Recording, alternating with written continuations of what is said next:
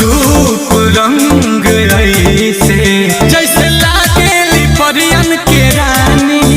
हर मखमली बदन पे